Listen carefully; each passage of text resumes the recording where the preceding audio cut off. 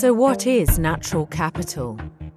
Natural capital includes the Earth's geology, soil, air, water and living organisms, which provide humanity with a range of benefits essential for our survival, well-being and economic development.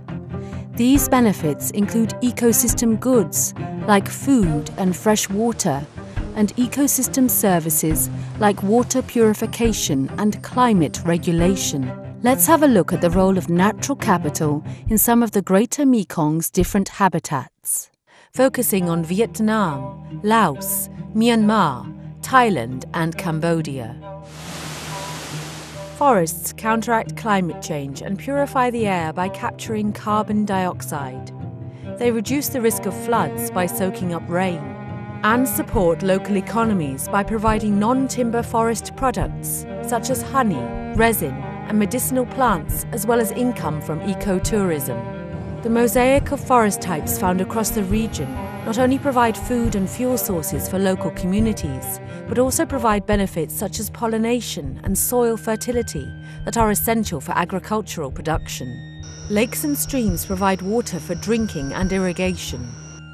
Functioning watersheds can also help to maintain a constant flow of clean water and reduce water treatment costs. The mangroves of the Mekong Delta reduce the impacts of erosion and provide protection from storms and floods. This in turn reduces the costs of having to construct storm barriers. The Irrawaddy dolphins, found within parts of the Mekong River complex, support local economies through recreation and ecotourism. The abundance of fish in the river also provides a much-needed food resource for many communities up and down the Mekong. So, what is happening to our natural capital?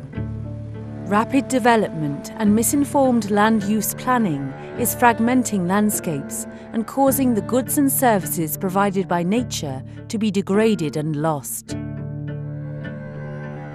The construction of the Dong Sahong Dam in Laos, for example, threatens fish migration patterns along the Mekong, which will impact the livelihoods, food security and nutrition of the millions of people living in the lower Mekong basin.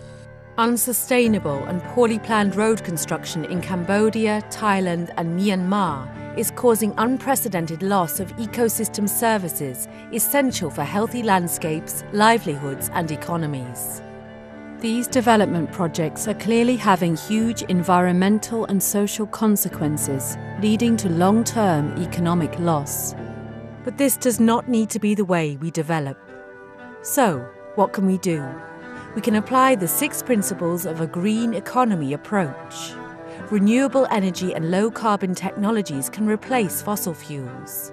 Resources and energy are used as efficiently as possible and are shared more fairly. People use low-carbon forms of transport and live in more sustainable cities. Natural capital is maintained and restored. Incorporating the value of natural capital into decision-making is particularly important in order to have better planned infrastructure projects. For example, by taking into account ecosystem services in road planning, we can avoid having critical watersheds, forests and wildlife migration routes cut through.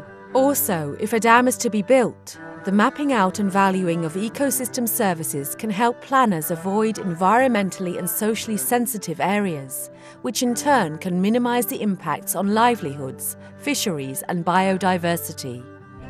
By following a green economy approach, decision-makers can ensure that natural capital is not only mapped out and valued, but also accounted for in policy and planning, enabling the essential benefits we receive from nature to be maintained and enhanced today and for generations to come.